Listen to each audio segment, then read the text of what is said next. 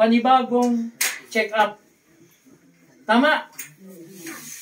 Ngayon, pagka hindi ka pa rin gumaling, sasabihin ng doktor, hindi makita ang sakit mo, kailangan mong magpa-laboratory test. Tama?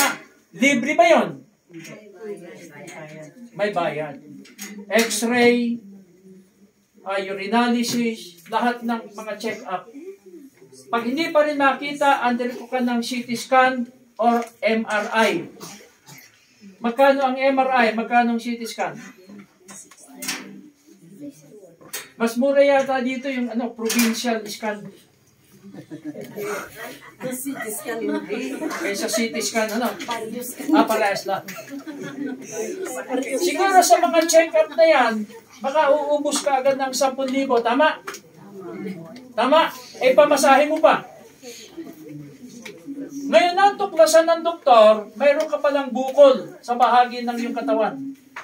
Sabi ng doktor, kailangan operahan. Operahan. Pera.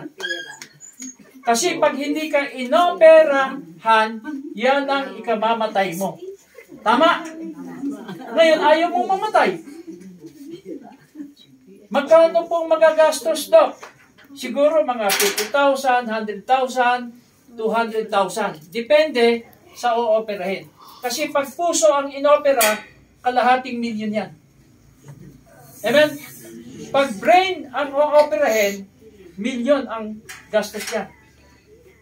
Okay? So palagay na lang natin na 100,000 ang operasyon. Nag-produce ka, isinila mo yung kalabaw mo. Uso pa ba kalabaw dito? O binenta mo yung tinataniman mo, isinala mo yung bahay.